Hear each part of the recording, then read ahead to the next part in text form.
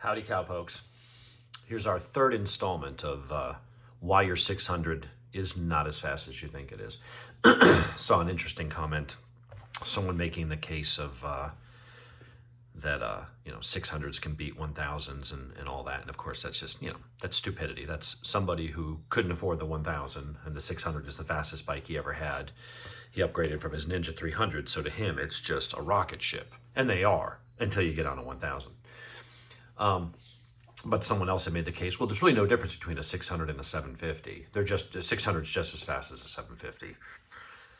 And again, it's like, well, if you can't afford the 750, which is $600 more, or $800, it's not that much, then, you got to justify your 600 and why you didn't get the 750. Here are some dyno charts from 600s and 750s that we've actually owned and had on the dyno and had tuned, and we put them on the track and ridden them on the mountains, and we know what they can do because we've experienced it. Here's why your 600 will never be as fast as a 750. Now, the caveat here is when you define as fast, are you saying on track? Well, maybe, depends on the track, and it's going to come down to the rider, honestly. We've all seen videos of someone on an H2, supercharged, getting dusted by a Ninja 400 or something on a racetrack. Yeah, in the hands of when the guy on the 400 is a pro racer running a race pace against a street rider who's, a novice track rider at best. And it's a smaller track that's very technical. You can't get your 200 horsepower down on a bike like that to really, rock it down the straights because it's mainly tight and technical. I would be surprised if the Ninja 400 that's properly set up with, Öhlins race grade suspension, slicks and tire warmers, and a pro racer, that bike should win. So when you're talking about, faster than, it depends on what environment are you talking about. If we're up in the mountains in the twisties, yeah, your 600 is going to be just as fast as a leader bike because there's no place for that leader bike to stretch its legs. However, if you're talking about doing roll racing, which is almost always the context of these discussions, are street noobs going down the interstate and doing roll races. And in those cases, horsepower is going to be king, assuming that both riders actually twist the throttle all the way. That's about as much skill as involved.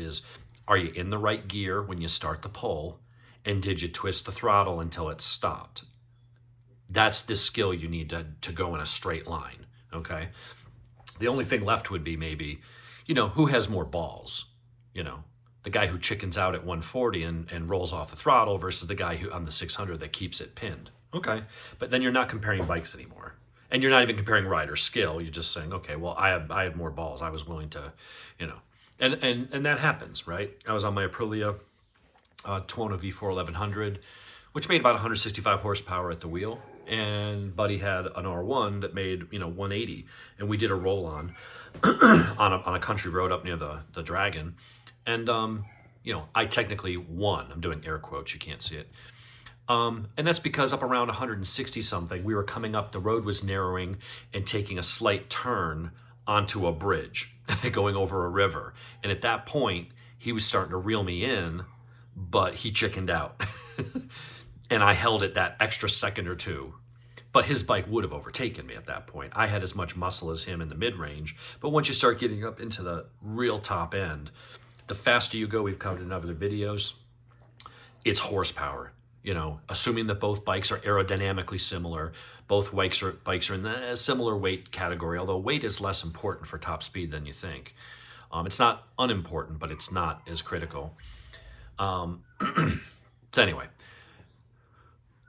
the comment was made, there's no real difference between 600 is just as fast. Here's two of my 750s. I had, surprisingly, the 06 actually made more power than the 14. Not sure why, it could just be a variance in the motor. Same tuner, same dyno. But the 2014 kind of dropped off more, whereas the 2006 pulled a little better up top. And then we've got some 600s here. We've got a CBR 600RR, we've got two ZX6Rs, and we've got a GSX-R 600. The CBR was stock, did have a power commander, but it was stock exhaust. The other ones were piped and tuned. So, all of these except for the CBR were pretty much, modded and tuned, all by the same dyno, all by the same tuner. So at least that is consistent. And what do we see here? Well, we see all these bars all kind of jumbled in here. We see the Gixxer makes a little more in the mid-range, but then it falls off here in the top end, where the other ones that were lower in the mid-range had more top-end power.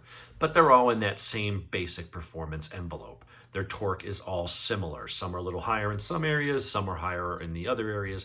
But again, they're all in that same area. And then you see the two lines way up here. And you see these two torque lines way down, way up here. There are sizable gaps between 600s and 750s. 150 cc's doesn't sound like much, but you've got bikes that are basically a 600 with extra displacement. There's no reason why a 600 would be faster than a 750, assuming they're both tuned and basically prepped, similarly.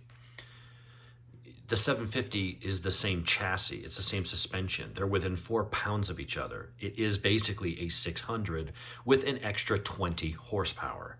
And 20 horsepower is enough to make a difference. If we're talking about 3 or 4, then you're going to get down to aerodynamics and gearing and things like that. This is a significant performance delta here, all through the rev range. If we turn on the cursor, how much are we talking? Well, the two Gixxers are up here at 80 and 82 horsepower respectively. The 600s are all down under 60. They're at 60 or 58, 59, somewhere in there. And the torque differences are massive as well. And as you go through the rev range, you're going to see that there is a significant performance difference. You're talking here 106 and 108 versus 80 and 84, 81, 77. You're talking a 25 horsepower difference here. Everywhere through the rev range, the 750 is going to pull significantly harder, okay? It just is. And just because you've got a 600 and your buddy has a 750 and you geared your 600 down way much for, down for acceleration, okay. Against a stock 750, you can gear a 600 so that it should pull and accelerate the same despite this vast difference in horsepower. And it may accelerate just as strongly as a stock 750 that has tall gearing. However, when your bike tops out at 140 or whatever, the actual top speed, not what your speedometer says, which is 18% off at that point if you haven't corrected it, that 750 is just going to keep on cruising up into the mid to high 160s, and he's just going to disappear in the distance. So you'll accelerate with him up to a point because of your gearing. But of course, you could do the same gearing changes. You can go down 1 tooth in the front and up 2 teeth on the rear sprocket on the 750, and now he's way back ahead of you on the acceleration. So if you're comparing like gearing for like gearing, stock versus stock or modded versus modded, you're basically talking about 600 size and weight machines with a lot more power. And making comments that, oh yeah, it's just as fast. No, it's not. Now around a racetrack, where if it's not, if you're at Talladega, maybe in Barber, if you're a really good skilled rider, maybe that 20 horsepower is enough. Isn't enough to compensate for the fact that the 750 rider is nowhere near, doesn't hold the corner speed, doesn't brake as late, doesn't get on the gas early as the much better rider. Yeah, in those instances, but that's the rider. It's not the same. You put the same rider on the 750 and he's going to be even faster. So when you're talking about what's faster, you have to consider the context of where that is being applied. You also have to consider, well, are you taking into account rider or are you talking about the bike? Because rider skill being equal, if you're talking about straight line acceleration and going fast top speed, no, a 600 is not and will never be as fast as a 750 if they are both in the same state of tune and they are both, geared similarly. This performance difference is massive. It has better torque and a much better flatter torque curve all through the rev range. And it's got a lot more horsepower. And when you get up here, this is what matters.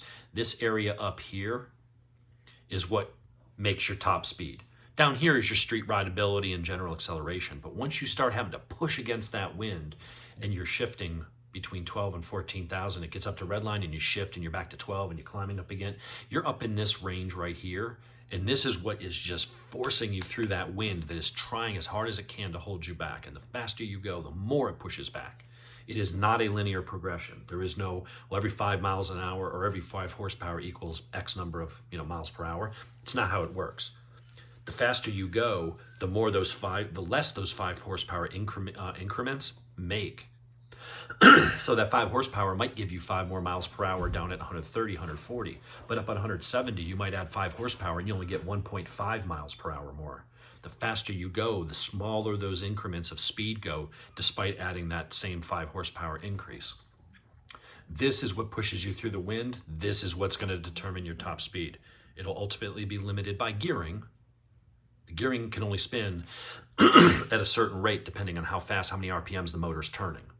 There's a finite top speed that bike could possibly hit, but you've got to have the horsepower to do it. So your 600, and the people saying, oh, 600 is just as fast as a 750, you don't know what you're talking about, which is the theme I'm finding with a lot of these 600 guys. That, oh, my 600 roasts Hellcats and demons and all this stuff, and oh, it keeps up with an R1. No, it doesn't, unless your friend has it in rain mode or he's afraid to twist the damn throttle. It's not. That's what you tell yourself to console yourself and make it sound like, oh, yeah, I got a 600 because you're hanging out with 750 and leader bike guys, and you don't want to feel like, the short guy in a dick measuring contest. So you try to say, oh, it's just as fast. It's just as good. I didn't need the 750 because, I can keep up with them. If you are, it's because your buddy's afraid to twist the throttle and you're not, which is good. That's something you can, I guess, brag about, that your balls are bigger. But when you say the bike's faster, no, it's not.